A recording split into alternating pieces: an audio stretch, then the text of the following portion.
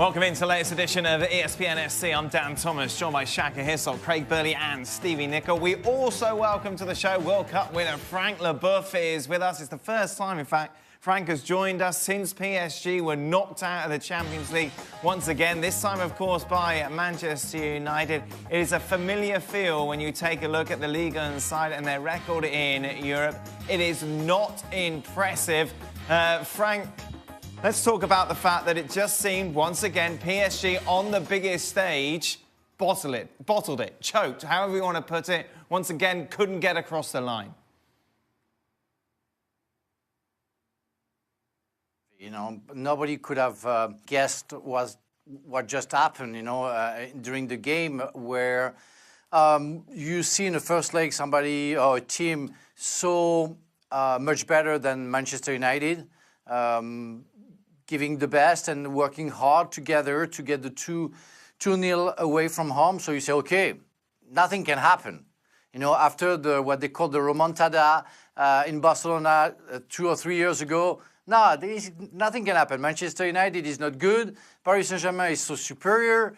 They're gonna reach the quarterfinal, and then the first minute, one mistake, or they equalize. But after another mistake from Buffon, and suddenly you don't see the players you saw like 2 weeks ago, 2 weeks before, and it's not Paris Saint-Germain. It's players with no mental, no stamina, nothing, losing their football, not knowing what to do, not scoring goals, and being so scared of losing and getting the third goal against them that they got it, and they deserve to lose. And Manchester United, I can't believe they are going through. What a disgrace, what a catastrophe for Paris Saint-Germain, and what they can do now, except changing maybe half of the squad. Who do you blame, Frank? Personally, who do you feel is at fault for this? I think you have to blame everybody. First, the players, they're on the field, they have to do the job, and they have enough experiences to sort out the problem, especially against, and I'm sorry for Man United fans, but a team which is so far lower than the Manchester United level in the history of soccer. And after that, the coach, maybe halftime he has to put Kehrer out, make some changes tactically. And of course, the staff, the president, because you just for like 15 days after winning 2-0 the first leg, we only heard, yeah, we have to be careful because it's not done yet, you know. And the fear came up above the players like a big cloud, ready to serve everybody, you know. And it happened because historically talking, Paris Saint-Germain is a new club. They don't know how to set up the trust that you need to finish the game. And so everybody has to be blamed because they didn't do it properly and they didn't prepare the players properly. You mentioned Tuchel there as certainly being part of the problem. For you, is he the right man to take PSG forward in a direction where it, of course, sees them being successful in the Champions League in the future?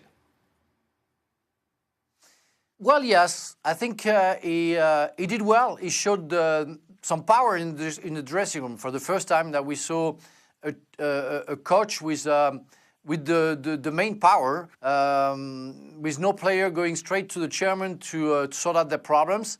So he showed that he had the temper to deal with stars or so-called stars. And I think we have to give him another chance to achieve something with Paris, because he seems to also tactically having like good ideas of how to work out with the players and make sure they get better. I really think that you have to change some players or sell some players to start a new cycle, and that's going to be his duty. Which one can stay and which others have to go. It's weird for PSG because obviously they're so dominant in Ligue 1, yet their season is ultimately a failure, isn't it? And whose door does that fall at? Is it the players? Is it Tuchel? Is it part of everyone? It's both, 100%. The players, no question, bottled it. Frank explained it very well. They obviously couldn't handle it. But ultimately, it's up to the coach, the manager, whatever you want to call him, to put his players on the field in the frame of mind where they're going to go and succeed. And then when you get to half-time and it looks as though it's going to fall apart, then you have to make a move. You have to do something to change that. And they didn't do it. So I don't see how you can let somebody who was instrumental in messing it up in Tuchel, I don't see how you can keep him there and let him try again. Trouble is for PSG is that because they have been so dominant in France and in the main, that when they do go out this competition, it just feels that everything's done and dusted for the year. Because, and maybe in a way, Juventus are getting a little bit like that because they keep winning the Scudetto. But it has, and of course they've spent all this money as well. It's the holy grail.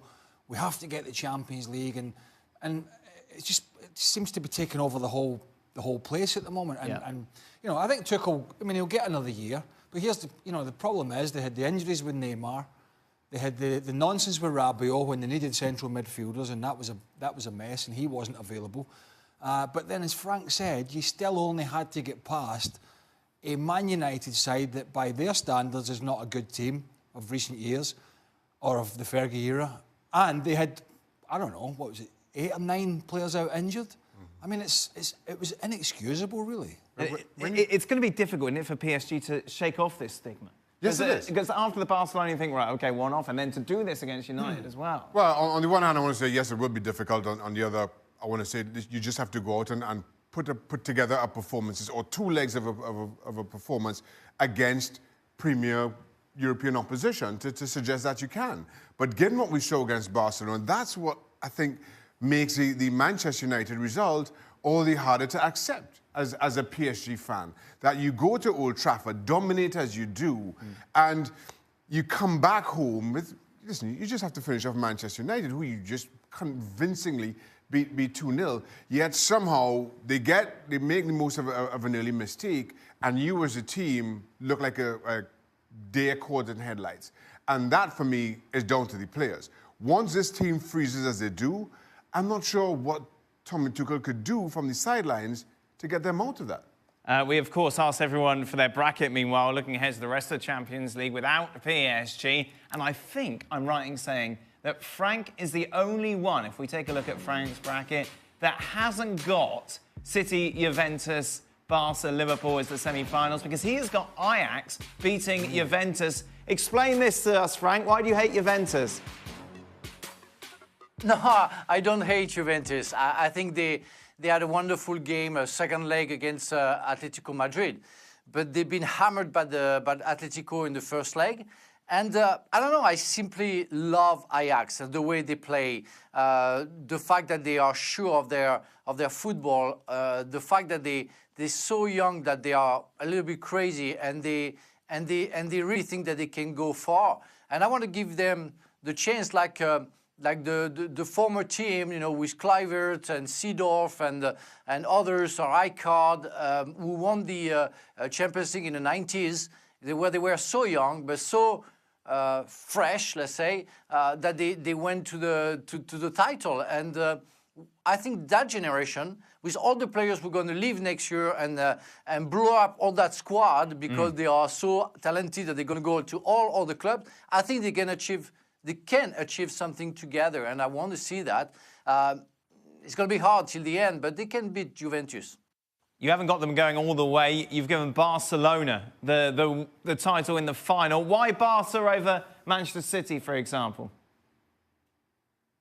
Well, I think, you know, following the history of soccer, when you see Marseille losing their first final in the Champions League in '91 and then winning in '93, seeing Chelsea doing the same, losing their first final and then winning the second one, I really think that you need to experience kind of a failure before you go to the best. And Barcelona, I don't know. Messi is quite upset with everything's going around Ronaldo, and I think is enough of seeing Ronaldo winning the Champions League every year, and he thinks it's his turn. And you could see Juventus and Ronaldo won 3-0. The day after, Messi gets 2 goals and give 2 assists. And I think it's easier, and I think it can be the last year of Messi at the top level, winning the Champions League with his team. So I want to give to the little man the last title, and then we'll see with others. But of course, City with Guardiola can go there, but I think you need more. They never experienced a final of a Champions League before winning it, so I think they're still under the process of learning. Frank, stay with us because we'll talk about the future of Paul Pogba. Just a reminder, if you ever miss a show, you can download our podcast, which is available on the website.